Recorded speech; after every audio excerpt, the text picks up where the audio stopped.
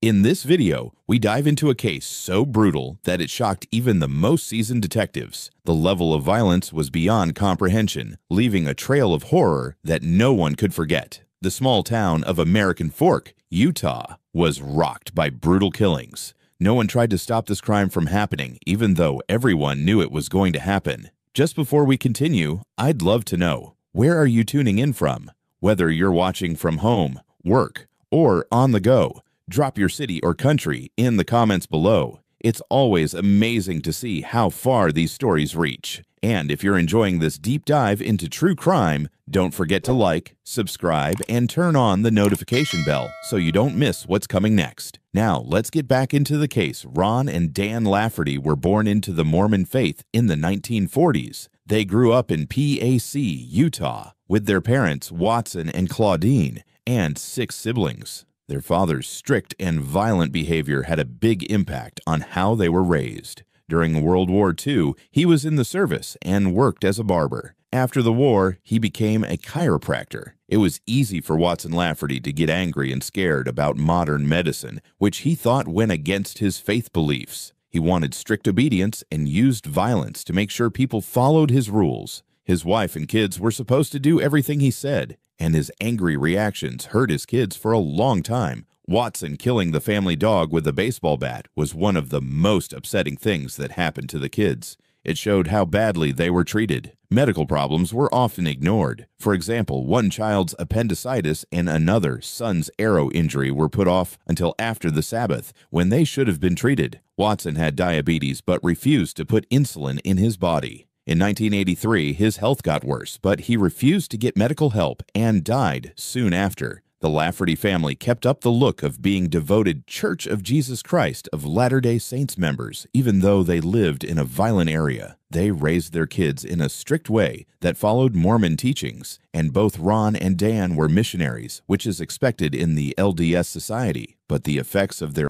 father stayed just below the surface. While Ron hated how violent his father was, Dan had a different view of their childhood and admired how strict his father was about following faith and authority. When Ron Lafferty was a young adult, he took a more common road. He began by going on a trip to Florida. After that, he became a respected church member and married Diana. Together, they had 6 children. People in the family saw him as a stabilizing force because he helped his brothers with their problems and gave them advice. But when Dan persuaded him to believe in extreme ideas, his life changed in a big way. Dan Lafferty went to Los Angeles to go to chiropractic school after meeting Matilda on his mission in Scotland and getting married to her. They had 4 kids and then moved back to Utah. Dan learned a lot about Mormon history, which made him support older polygamy-style setups and very male-centered beliefs. He then made his family follow strict rules. Before he became violent like his father, he believed in libertarianism and refused to pay taxes or follow the law, which made him even more different from most people. Ron and Dan joined the School of the Prophets together. This is a fundamentalist group run by Bob Crossfield, who is also known as Prophet Onias.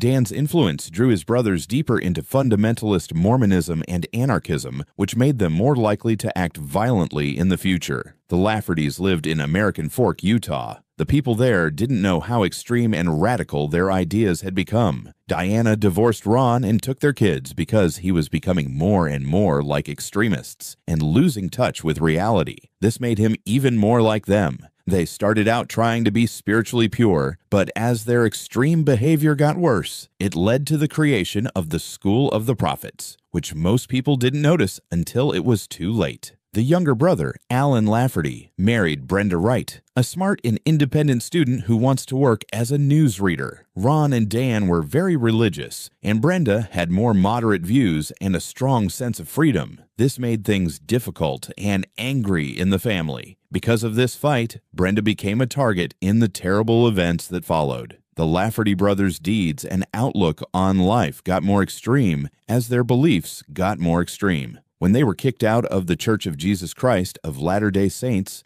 things took a major turn. Ron and Dan were greatly hurt by this. They felt betrayed by the church and knew they had to find their own way to spiritual fulfillment. In 1982, Dan was first kicked out of the church because he tried to marry his 14-year-old stepdaughter as a second wife, which was not only against the law, but also against the church's beliefs. Dan was very upset about this because he thought he was a devoted Mormon. This made him more devoted to those fundamentalist ideas, especially those that supported having multiple wives and strict rule by men. Next was Ron, who was excommunicated in 1983 because his views, which included supporting polygamy, became more radical. Like Dan, he followed Dan to the new sect that had split off from the Mormons. This group believed in the early Mormon beliefs and said it got its ideas directly from God. Having conversations with people who shared their new views helped them feel more strongly about them.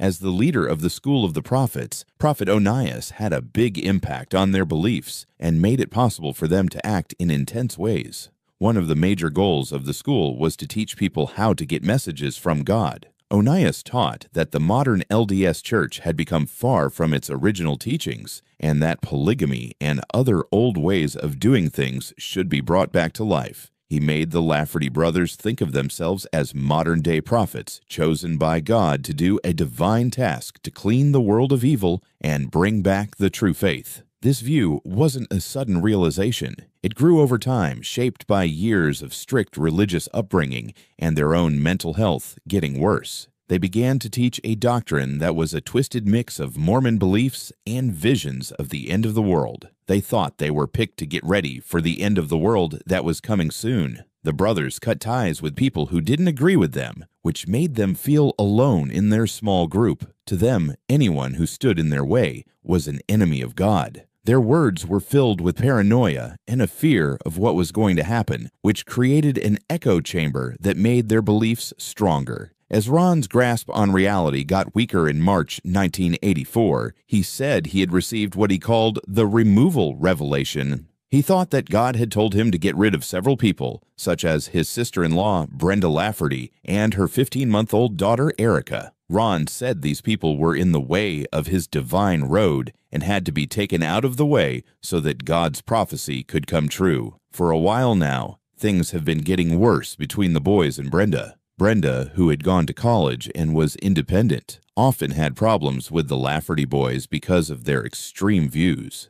People thought she was dangerous because she told her husband, Alan, to stay away from his extremist brother's views. Ron thought Brenda had pushed his wife to leave him, which led to their split, and saw her as the main cause of their problems. Sharon Wright, Brenda's sister, said Diana loved Brenda a lot because the other Lafferty men seemed to treat their wives badly. Diana finally got the guts to leave because of Brenda. As Ron's mental health got worse, Dan's loyalty turned into blind love, which made him believe what Ron said without question. He thought it was their job to do what God wanted, no matter what.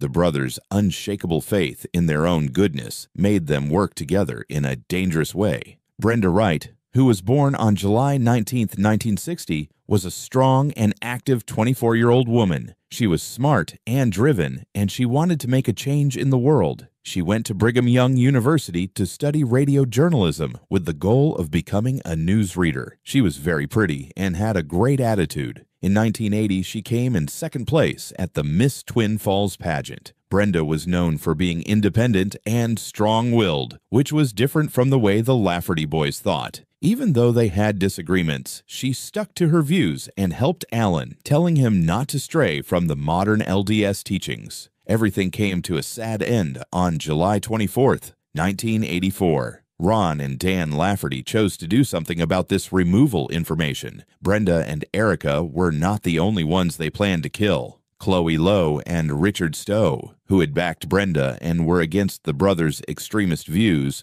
were also on their list. They went to Brenda and Alan Lafferty's house in American Fork with a sawed-off shotgun, a deer rifle, and a boning knife. Ron and Dan showed up while Brenda was home with her daughter Erica. Alan, Brenda's husband, was at work and didn't know what terrible things were about to happen. During his lunch break, he had just talked to both of them.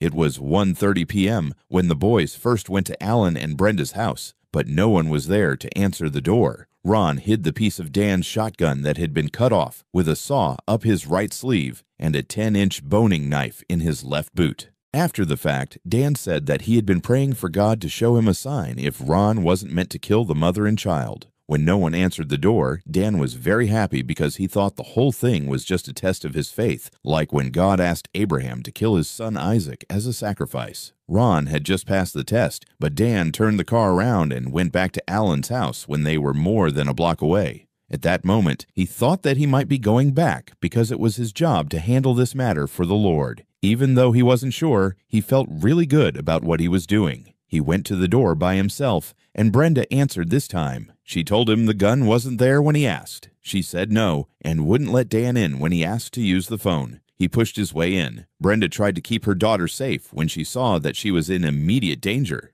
The brothers beat her brothers badly, but the fight was pointless. Dan, who had been having doubts about the violent act, defeated Brenda anyway. He choked her, and the cops later found that the weapon was a vacuum cleaner cord. Ron killed her by cutting her throat with a boning knife, but he didn't stop being mean after that. Dan then went to Erica, who was sleeping in her cot, and killed the little girl. He thought they were keeping her from growing up in a world they thought was full of bad things. Ronald also said that killing the mother would be a good thing to do once the child no longer had one. They planned to keep killing people and chose Chloe Lowe, a former president of the LDS Society who had helped Ron's wife through their divorce, and Richard Stowe, the president of the Highland Stake who helped get Ron kicked out of the church. But after killing Brenda and Erica, their plans fell through. When they got to Chloe Lowe's house, she wasn't there. They broke in and stole $100 in cash, a watch, car keys,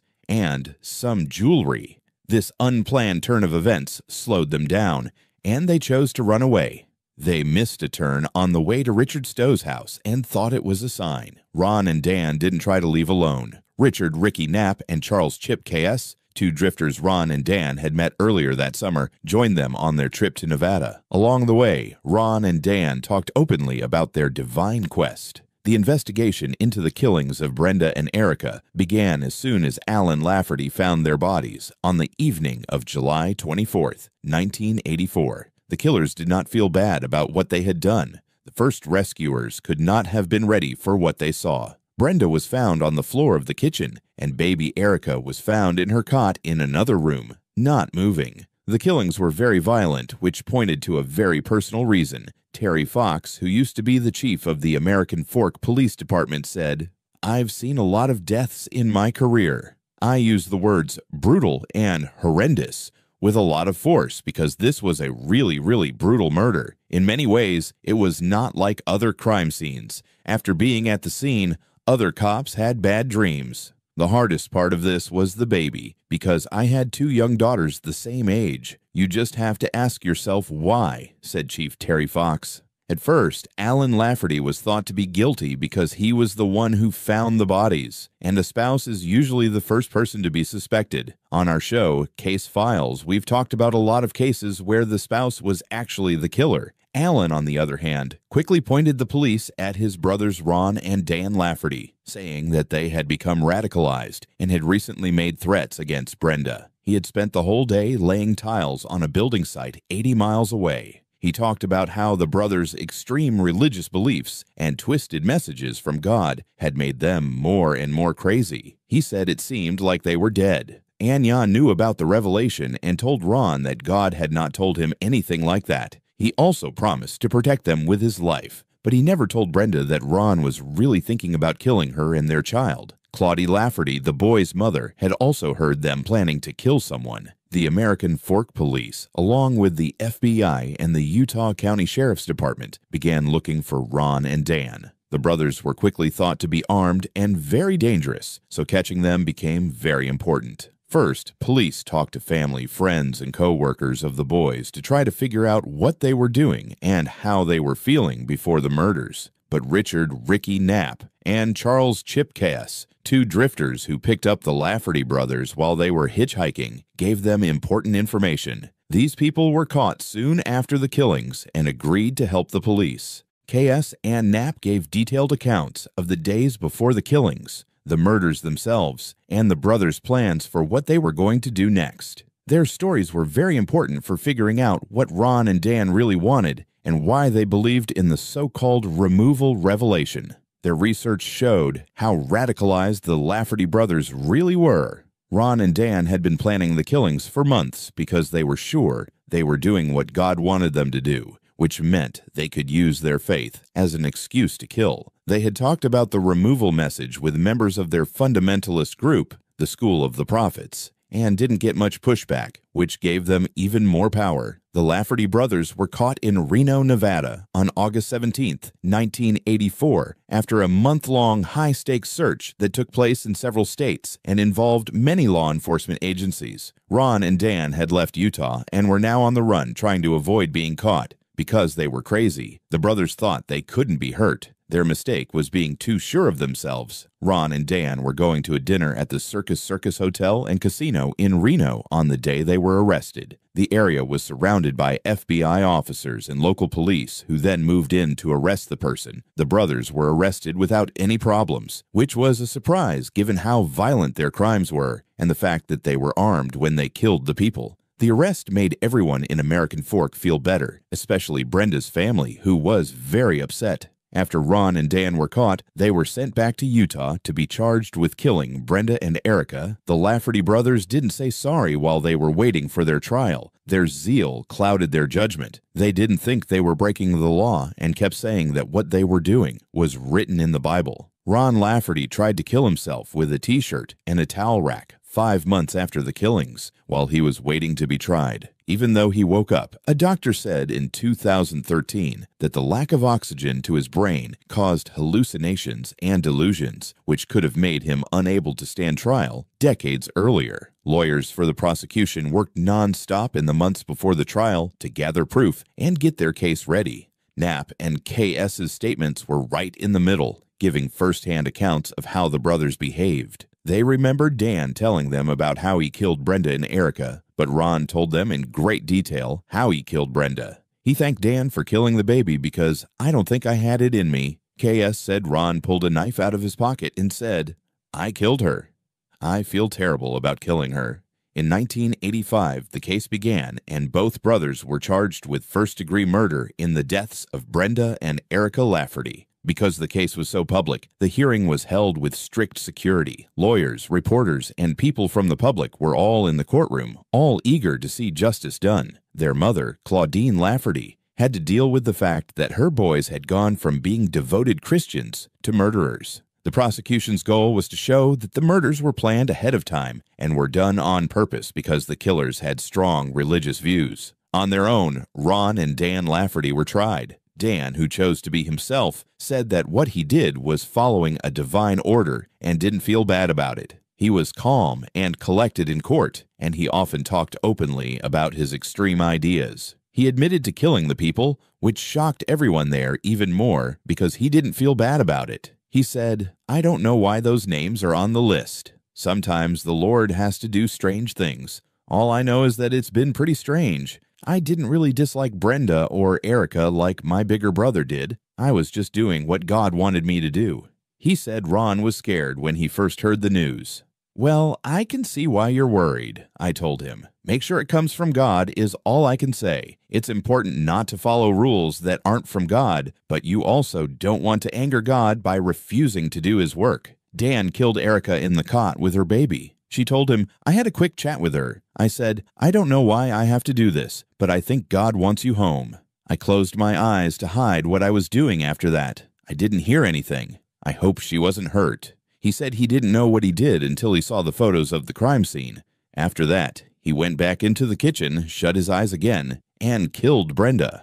Ron, Dan said, was the voice of God, and he was the arm of God. That's not something I feel bad about. It was just business. Ron's case was more complicated because he had mental health problems. He wouldn't let his lawyers say that he was mentally ill during the killings in order to get a manslaughter verdict. This got him found guilty and sentenced to death. Ron was first found guilty in 1985, but his lawyers filed an appeal, saying that he wasn't mentally fit to stand trial or commit the killings. Because of this plea, Ron was tried again in 1996 and found guilty again. He was given the death penalty again. Ron put a sign that said "Exit Only" on the back of his trousers to keep bad spirits out. He thought they were trying to get into his body through his rear end. During both trials, Ron said that he had done what God told him to do. True fairness was served by the act, no matter who did it.